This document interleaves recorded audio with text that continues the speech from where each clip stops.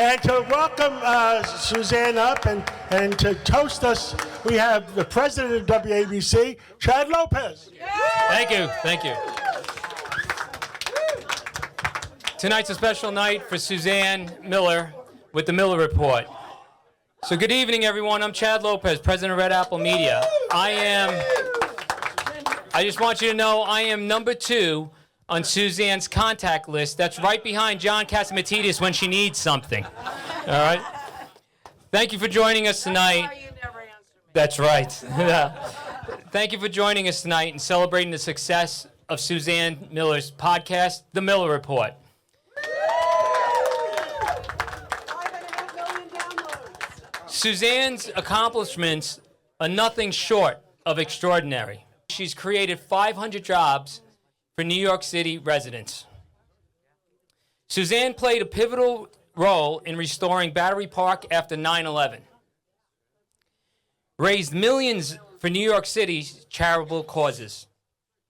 Most importantly, as Suzanne will be the first to tell all of you, her greatest achievement are her 2 kids.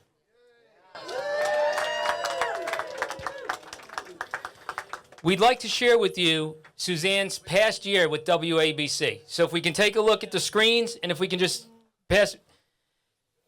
Let's take a moment and celebrate her story and successes through this video. Oh, here she comes.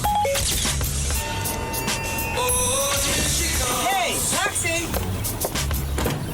She's talked to the most famous people in New York. One has a strong opinion that's what makes us New Yorkers. And I think New York City should be a city for everybody. We tax too much, we regulate too much, we don't do enough to improve the quality of life. Again, this is a frustration. The crime numbers are all bullshit. Cops were vilified. They were demonized. If human rights was a factor here, then civilians wouldn't be used as human shields. Do you think we could have called a ceasefire with the Nazis? Okay, you can't do that. Nearly 300,000 migrants since they started sending them up. David and I will never leave politics. We have 8.3 million people, 35 million opinions.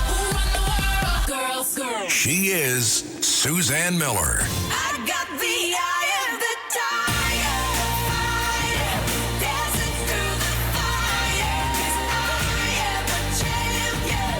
And you're gonna hear me roar. Louder than a lion. 'Cause I am a champion. One and the only, Suzanne Miller.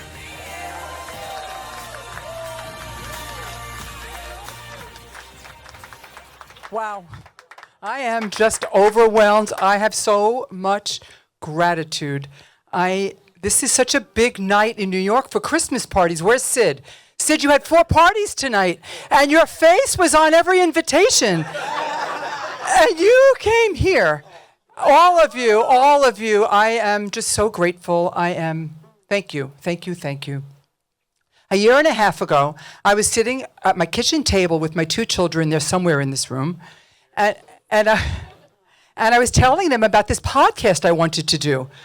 Actually, it was Todd Shapiro's idea to do a podcast. I don't know if he's here, and I was so nervous. I was so nervous about doing this, but then my first guest, Jerry Pye. Where's Jerry? Jerry, I know you're here in the room somewhere. Thank you, Jerry. Jerry, you made me feel so comfortable. I mean, the firsts are always a little awkward, but you made me feel so at ease. But more importantly, our conversations about New York and real estate made me know that the Miller Report had legs.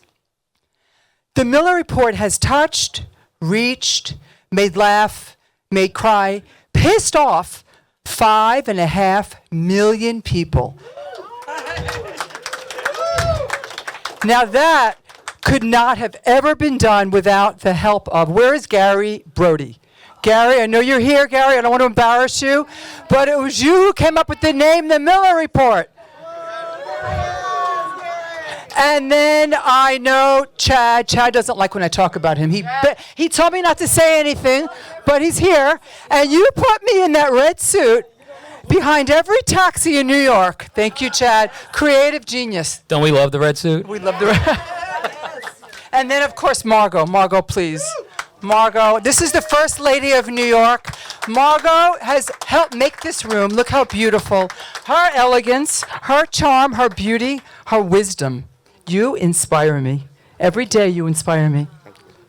And John, you and I know nobody would be here if your name was not on that invitation. Susan has something going for her. Me and her are both born on September 7th. Thank you. I've had the privilege of interviewing about 80 guests with a long list of newcomers that will come on. And I have to thank Russ Caniglio. I know he's in the room, but he started this fire. He supported me from the beginning. These conversations about politics, New York, business, real estate have made me smarter, but they've also made me reflect on who I am. I'm a native New Yorker. I was born in Canarsie. Where is Curtis? Curtis Lewa, I know you're here, Canarsie.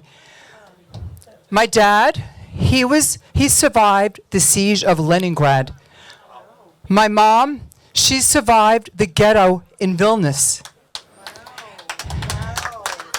After the war, they were sent to a displaced person camp for 2 years while the United States vetted them to make sure they were able to come to this country. Just like they do now. No, not like they do now, exactly. Now they will. When they arrived, they had 2 children, both my brothers are here, and they had $30 in their pocket. Growing up, life was really hard. It was difficult. My mom had to work 3 jobs. She had to just work 3 jobs to put food on the table. And my dad, he took the night shift in factories. When I was 12, my mom invested in her first property in Brooklyn.